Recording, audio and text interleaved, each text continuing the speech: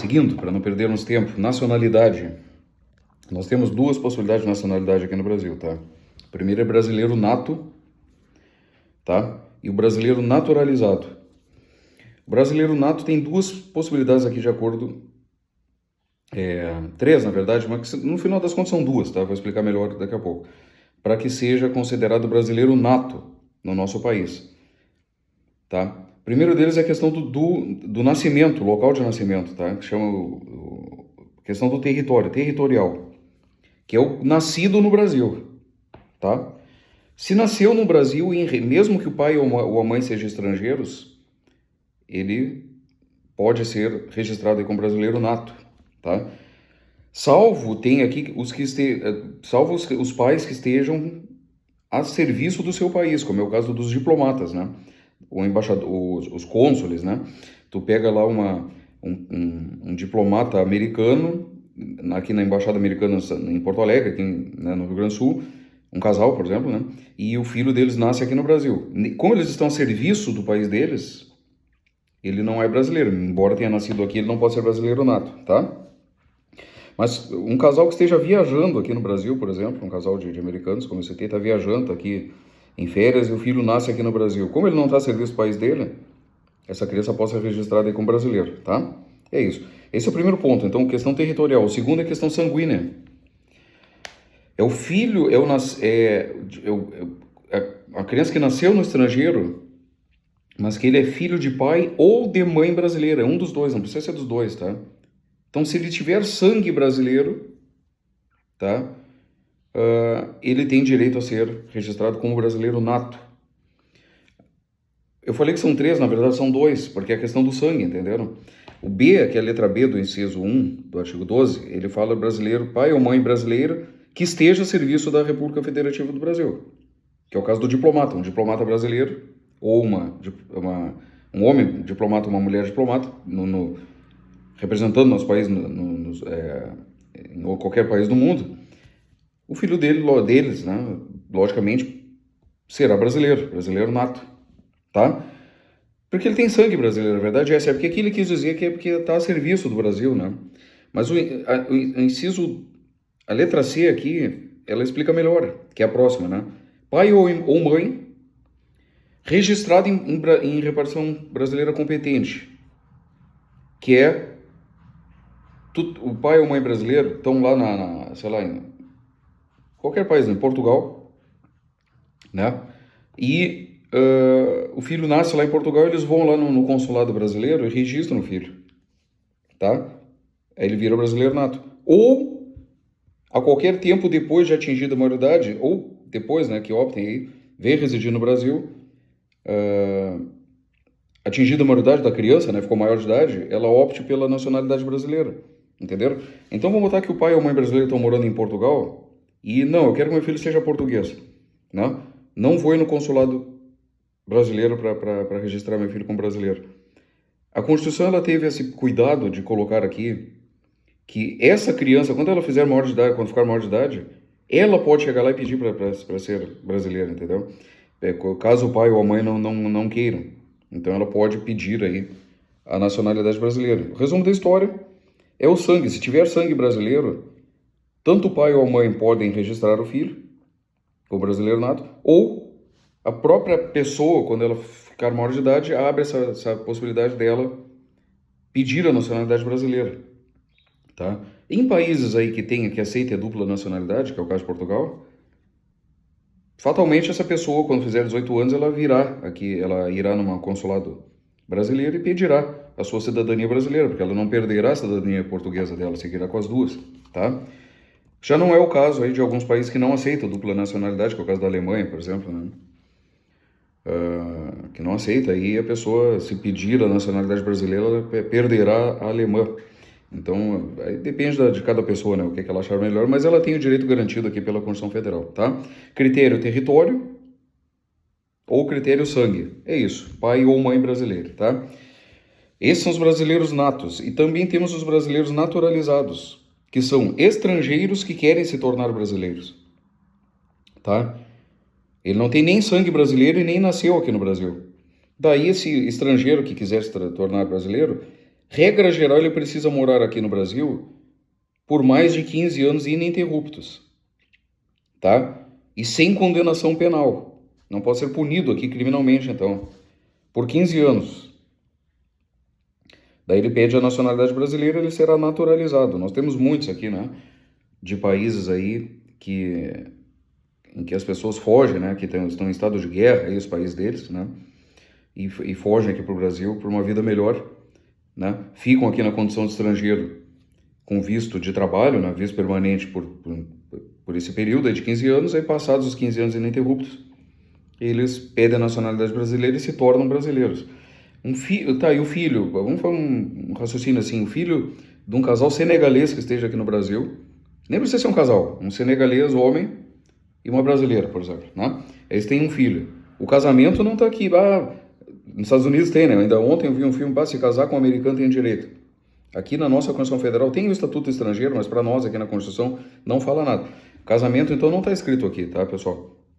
Daí, esse cara, em princípio, esse homem não é brasileiro, mas o filho dele será brasileiro.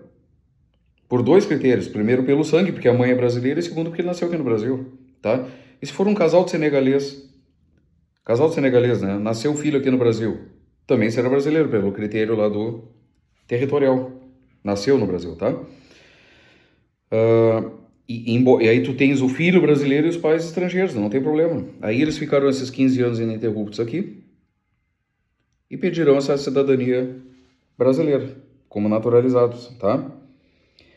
Aí tem aqui uma benesse aí para pais, para pessoas, né?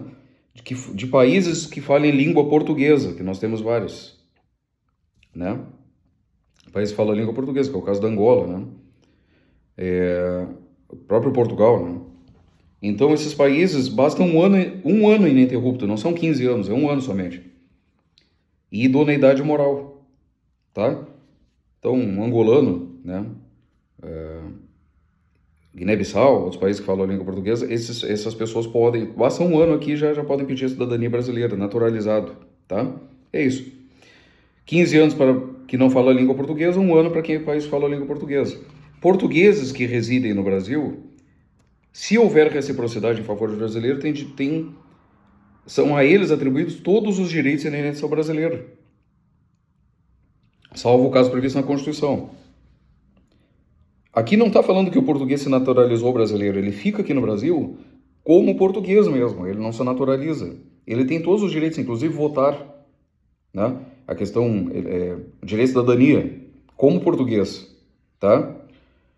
Salvo casos previstos nessa Constituição. Até vários concursos públicos, se vocês lerem o edital, eles dizem portugueses, né? A possibilidade, né? O concurso diz lá, brasileiro ou português aí que tenha reciprocidade aí, né? Desde que haja reciprocidade, lá ele pode fazer o concurso, por exemplo, tá? Salvo casos previstos na Constituição Federal, que são, na sequência agora aqui, vou dar alguns exemplos, tá? Tá, pessoal? Brasileiro nato, naturalizado, nato, território ao sangue, naturalizado. Ele é estrangeiro, não é brasileiro, nem nasceu, nem tem sangue brasileiro, mas ele pede para se tornar brasileiro. E português tem quase todos os direitos dos brasileiros aqui, mesmo com a cidadania portuguesa. Se o português quiser se tornar brasileiro, como ele fala a língua portuguesa, basta ele morar um ano aqui ininterrupto, que ele pede a cidadania brasileira também, pronto. Ele fica com a dupla nacionalidade, a portuguesa e a brasileira, tá? O brasileiro nato e o naturalizado praticamente não tem, ele tanto faz, né? Eu tenho um colega na PRF que é colombiano, por exemplo, tá? Ele não tem distinção, né? Em regra geral, não tem diferença para brasileiro nato ou naturalizado, porque ele não é mais estrangeiro, ele é brasileiro, tá? Quando pediu naturalização. Tem a Constituição Federal elenca aqui algumas coisas que não podem para brasileiro naturalizado. É o que interessa para a nossa prova, tá? Regra geral, pode um brasileiro naturalizado fazer concurso público para policial federal? Pode. Para policial civil? Pode. Brasileiro naturalizado. O estrangeiro pode? Não. O estrangeiro não pode fazer, entendeu? Porque esse brasileiro ele já não é mais estrangeiro. Ele é brasileiro, naturalizado. O que não pode? É por questão de segurança nacional, tá? É o presidente da República e a linha sucessória dele. Esse é o primeiro passo. Presidente, olha a linha sucessória. Não pode um brasileiro naturalizado ser presidente da República. Esse meu colega não pode ser presidente da República aqui no Brasil, embora ele seja brasileiro naturalizado, tá? E a linha sucessória, vice-presidente. Quando, depois, caso caia o presidente e o vice, morre os dois no acidente de avião, sei lá. Quem é que assume a linha sucessória? Presidente da Câmara dos Vereadores. Desculpa, Câmara dos Deputados, tá? Na sequência, presidente do Senado Federal. Na sequência, presidente do STF. Essa é toda a linha sucessória do presidente da República. Presidente, se o presidente faltar, vice. Se o vice faltar, presidente da Câmara, que representa o povo, por isso que é o presidente da Câmara. Depois o presidente do Senado, que representa os estados. E por fim, aí, o presidente do STF, tá? Na linha sucessória.